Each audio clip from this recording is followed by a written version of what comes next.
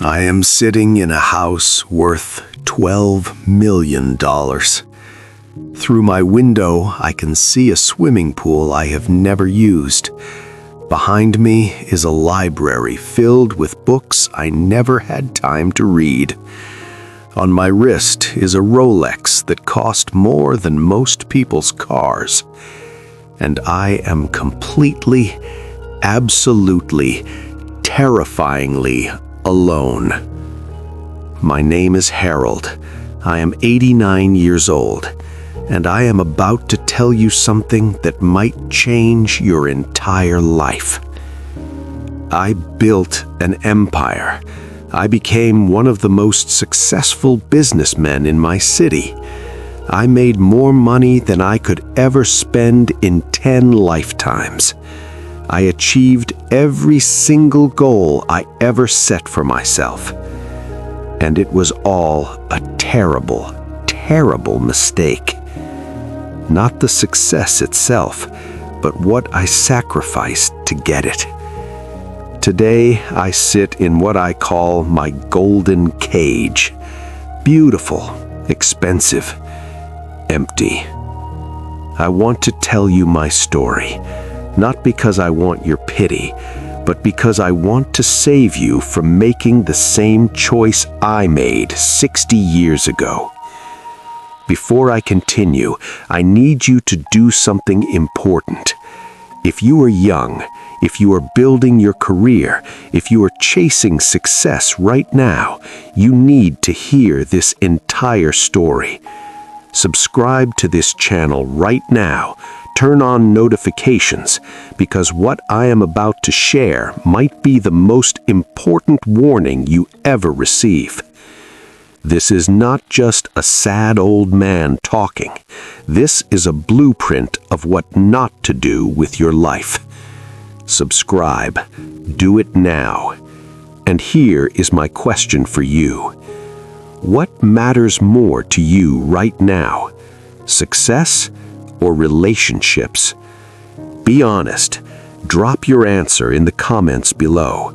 I will explain why your answer might be based on a lie you have been told your whole life. Let me take you back to 1960. I was 24 years old, young, hungry, desperate to prove myself. I grew up poor. My father worked in a factory. My mother cleaned houses. We lived in a small apartment where you could hear every word your neighbors said through the thin walls. I hated it. I hated the shame of wearing old clothes to school. I hated watching my parents count pennies at the dinner table. I hated feeling small and powerless. So I made a promise to myself, a promise that would shape my entire life. I said, I will never be poor.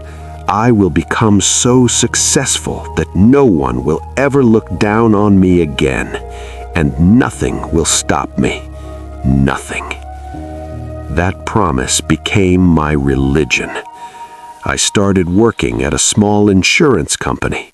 While other young men were going to parties and meeting girls, I was in the office every night, every weekend.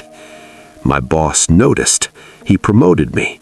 I worked even harder. By 28, I was a manager. By 32, I started my own company. By 40, I was a millionaire. And somewhere along the way, I lost everything that actually mattered. Her name was Margaret. She met me when I was 26. She worked at a bakery near my office. She had this smile that could light up an entire room. When she laughed, I forgot about all my ambitions for a few seconds. We fell in love. We got married when I was 28, the same year I became a manager. For the first 2 years, things were good. Well, I thought they were good. Margaret would wait for me to come home for dinner. At first, I came home at 7, then 8, then 9, then sometimes not at all. She would plan weekend trips. I would cancel them for work meetings. She would try to talk to me about her day. I would be thinking about spreadsheets and client meetings. One night, she sat me down. "Harold," she said, "I feel like I am married to a ghost. You are here, but you're not really here. When was the last time we just talked?" I got defensive. "I'm doing this for us," I said. "Do you want to be poor forever? Do you want to struggle like our parents did? I'm building something big. Just give me a few more years." She believed me, or maybe she just wanted to believe me. But those few more years turned into 10 years, then 20. We never had children. She wanted them. God, she wanted them so badly. But I kept saying, "Not now, not yet. The business needs me. Once we're more stable." We were millionaires, and I was still saying, "Once we are more stable." The truth is, I was scared. Children would take time away from work. They would be a distraction. They would slow me down. So I made her wait, and wait, and wait, until one day it was too late. She was 45 when she finally gave up on the idea. I remember seeing her cry in the bathroom. She thought I couldn't hear her. I could hear her. I just didn't know what to do, so I did nothing. I went back to work the next morning and pretended everything was fine. By 50, my company was worth over $100 million. I had offices in 3 cities. I had 200 employees. I was featured in business magazines. People called me a genius. And my wife was becoming a stranger. We lived in the same house. We slept in the same bed. But we had nothing to say to each other anymore. She found her own world, her friends, her book clubs, her charity work. I found mine: deals, expansion, domination. My parents were still alive then. They were in their 70s. My mother would call me every Sunday. "Harold, when will you visit? Your father's health is not good.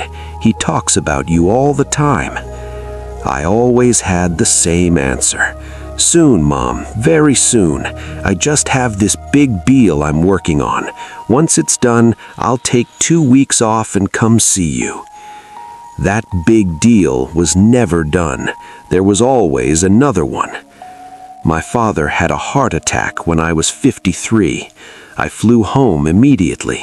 For the first time in 2 years, I saw my parents. My father was lying in the hospital bed, looking so small, so fragile. This man who used to carry me on his shoulders. He held my hand and said, "Son, I'm proud of you, but I miss you. Your mother misses you. Money is good, but family is better." I cried.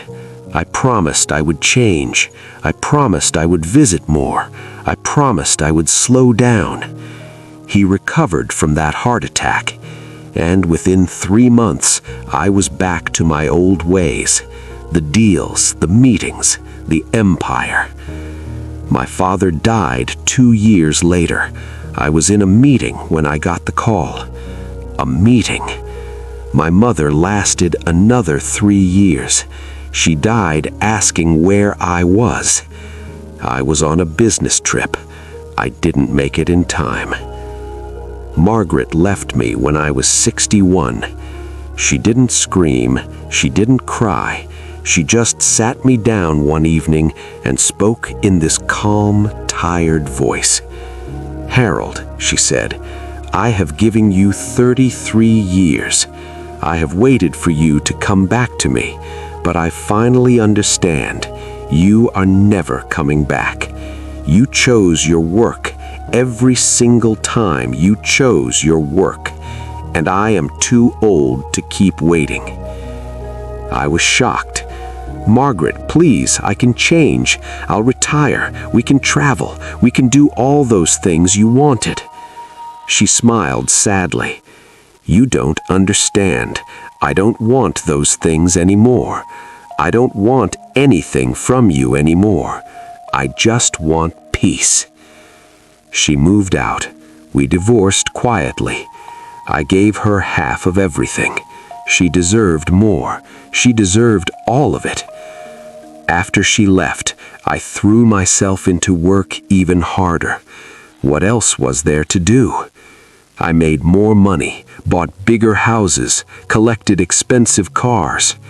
None of it filled the emptiness.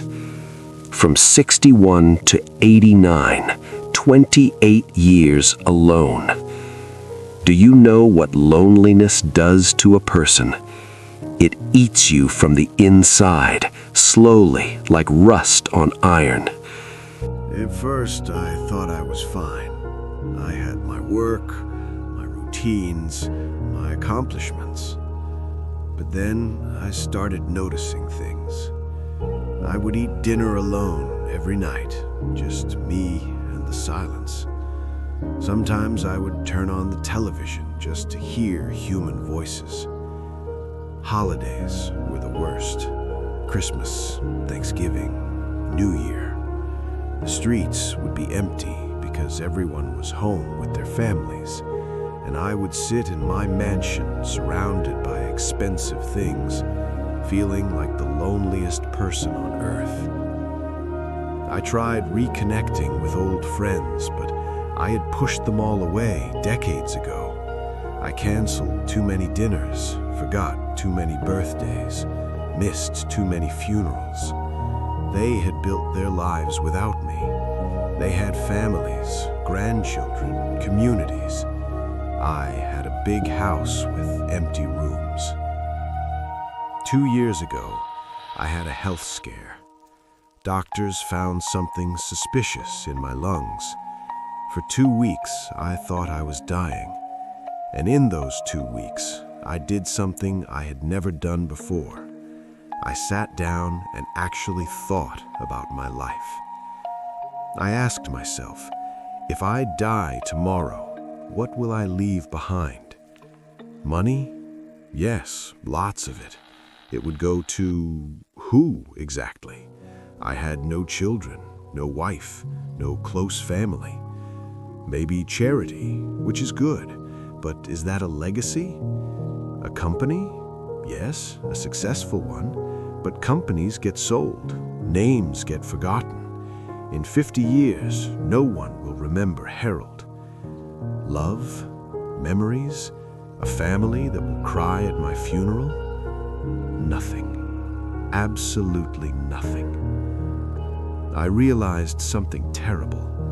I had spent my entire life winning a game that did not matter. I had sacrificed real things for fake things. I had traded diamonds for rocks, thinking the rocks were valuable because they were heavy. Health, love, family, friendship, connection. These are the diamonds. Money, status, power, recognition. These are the rocks. And I had spent 60 years collecting rocks. If I could go back in time and talk to my 24-year-old self, here is what I would say. First, success without someone to share it with is just fancy loneliness. That big house means nothing if you walk through it alone. That achievement feels empty if there is no one to celebrate with you. Second, the people who love you will not wait forever. Every time you say later, you are gambling that later will come. But sometimes later never comes. People leave, people die, and you cannot get them back. Third, you don't need as much money as you think. I needed millions to feel safe, but my parents were happier with almost nothing because they had each other. Happiness does not scale with money. After a certain point, more money just means more stuff, and stuff doesn't hug you back. Fourth, your career does not care about you. I gave everything to my company, my youth, my marriage, my relationships. And you know what?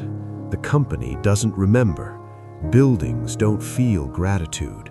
Balance sheets don't love you. Only people love you, and I pushed all the people away. Fifth, time is the only thing you can't buy. I can buy anything in the world, planes, houses, art, islands, but I can't buy back one dinner with my father. I can't buy back one conversation with Margaret. I can't buy back the children I never had. Time is the only currency that matters, and I wasted mine on things that did not deserve it. So, here I am, 89 years old. I have nurses who take care of me. I pay them well. They are kind, but they are not family. I have a housekeeper who has been with me for 15 years. She's the closest thing to a friend I have, but she goes home to her own family at night. I have money to do anything I want, travel anywhere, buy anything, but I sit in this house most days looking out the window, thinking about all the choices I made. Margaret remarried. She's happy now.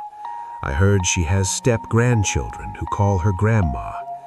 She finally got the family she wanted, just not with me.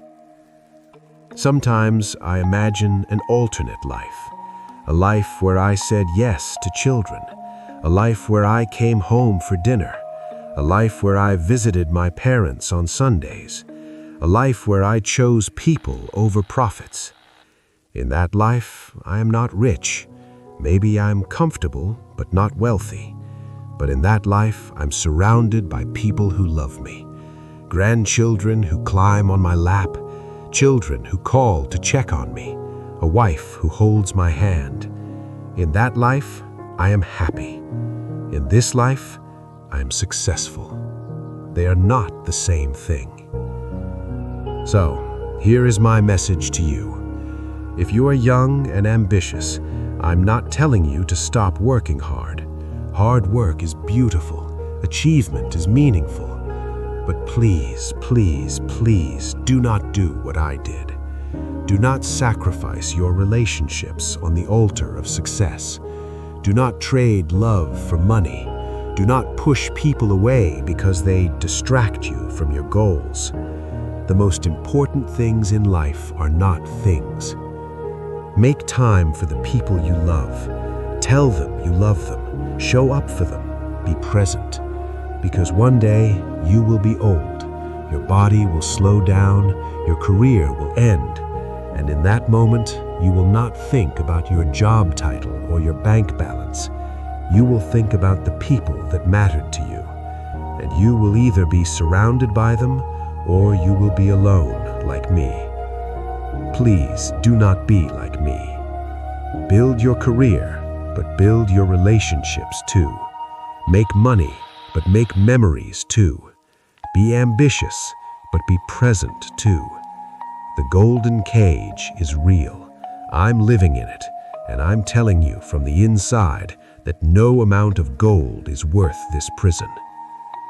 I am 89 years old. I don't have many years left. But if this video reaches even one young person and makes them think twice before choosing work over family, then maybe my story served a purpose. Maybe my loneliness can become your warning. Learn from me, do better than me, and please call your parents, visit your friends, hug your partner. Do it today, because later is a lie we tell ourselves, and by the time you realize it, later has already become never. Thank you for listening to an old man's regrets. Now go live the life I never did. If this story touched something in you, share it with someone who needs to hear it. Subscribe to this channel for more stories that matter. And remember what I said. Success is wonderful, but it's nothing without someone to share it with. Take care of yourselves. Take care of each other. Goodbye.